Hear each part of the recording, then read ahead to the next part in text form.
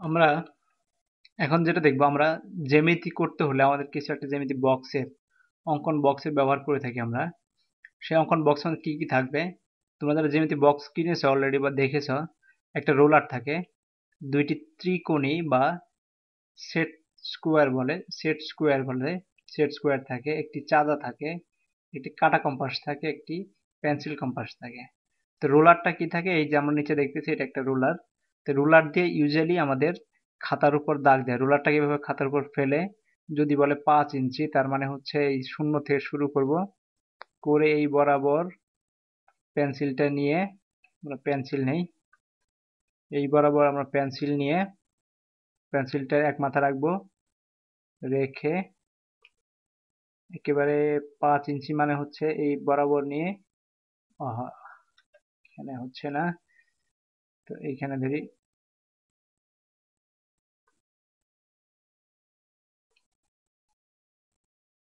5 পর্যন্ত নিয়ে যাবো। তো এখন 5 ইঞ্চি যদি কেউ কিছু তৈরি করতে বলে, একটা সরল রেখা আঁকো 5 ইঞ্চি, যার দৈর্ঘ্য হবে, এই পাশ থেকে দেখো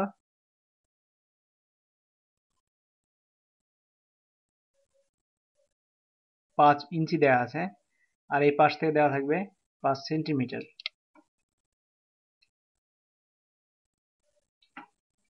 তো এখান থেকে আমরা এই রোলার দিয়ে আমরা সরল রেখা আঁকতে পারি নির্দিষ্ট পরিমাণের। তো ইঞ্চি বা সেন্টিমিটার যেটাই দেওয়া থাক না কেন, এটা হচ্ছে 5 সেন্টিমিটার। মিটারের মাঝখানে হচ্ছে আপনার ছোট ছোট দাগ আছে, এগুলো হচ্ছে যেমন 5.5 হলে 0.5 এখানে, 0.5 0.6 হলে এখানে। তো একইভাবে এখান থেকে হচ্ছে তোমার ইঞ্চি, এটা হচ্ছে 1 ইঞ্চি, 2 ইঞ্চি, 3 ইঞ্চি, 4 ইঞ্চি, 5 ইঞ্চি, 6 ইঞ্চি। তো এটাতে রুলার দিয়ে তোমার দাগ করতে হয়। রুলারটা কাগজের উপর বসায় তারপর তোমরা যেভাবে ইচ্ছা তোমার তৈরি করতে পারো। তারপর আমরা দেখি দুইটি ত্রিকোণ সেট আছে আমাদের। ত্রিকোণ সেটগুলো দেখতে এরকম হয়। ত্রিকোণ সেটগুলোর একই এক সাইডে তোমার রোলারের মতো দাগ দেওয়া আছে সেন্টিমিটার, এক সাইডে দেখো রোলারের মতো সব দেওয়া আছে। এটা মাঝে মাঝে রোলারের কাজ করতে পারো।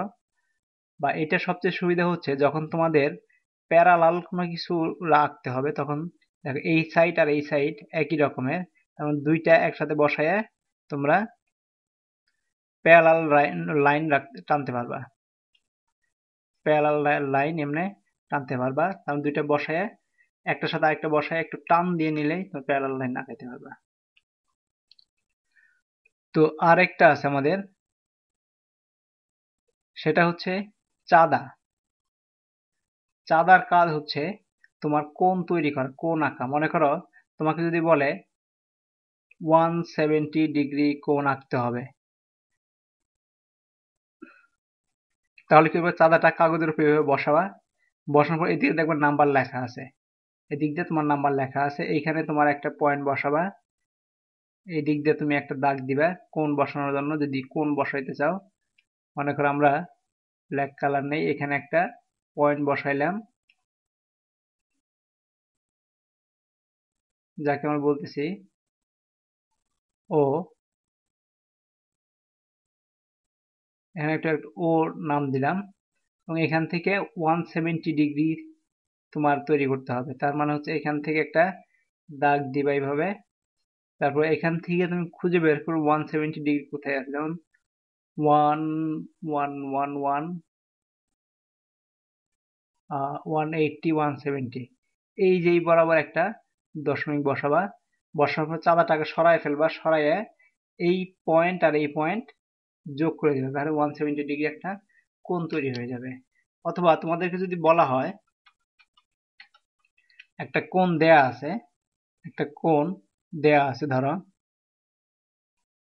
একটা কোণ দেয়া আছে, এটা ও এ বি।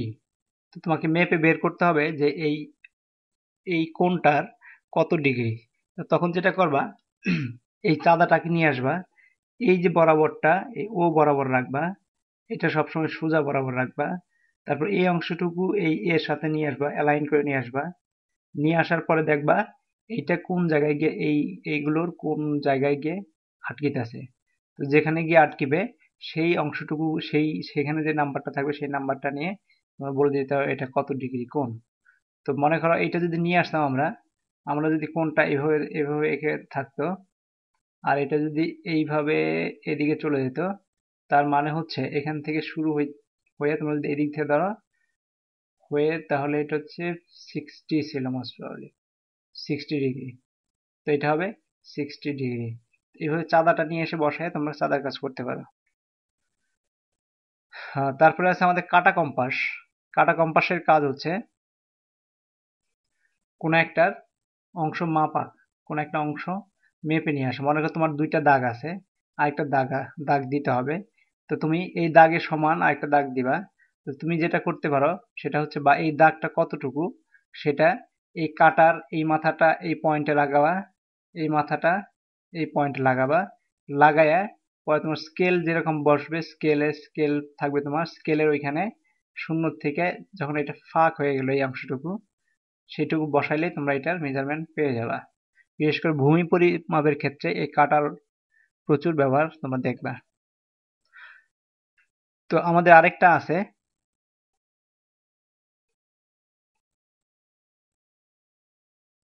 Pencil compass. তোমরা হয়তো দেখে থাকবে পেন্সিল কম্পাস। পেন্সিল কম্পাসটা হলো তোমার এর মতোই, এর সাথে শুধু একটা পেন্সিল লাগানো থাকবে, এর সাথে একটা পেন্সিল লাগানোর অপশন আছে। সেটা দিয়ে এই কাটার অংশ, সেই পেন্সিল কম্পাসটা দিয়ে যেটা করতে হয় সেটা হচ্ছে সার্কেল। এই অংশটুকু একটা বৃত্তের মধ্যে, বৃত্তের কেন্দ্র রাখবে। আর এই পেন্সিলটা ওই যে দিক দিয়ে ঘুরবে, তখন এইটা ধরে তোমার এইভাবে ঘুরাইলে এখান থেকে এইখানে ঘুরে একটা সার্কেলের সৃষ্টি হবে। এখান থেকে এই পরিমাণে ঘুরে সার্কেলের সৃষ্টি হবে। তো পেন্সিল কম্পাসটা সেই কাজে ব্যবহার করা হয়। আমরা এগুলো কিছু কাজ আমরা দেখব। তবে তোমরা আশা করি বুঝতে পারছো পেন্সিল কম্পাসের কাজ কি।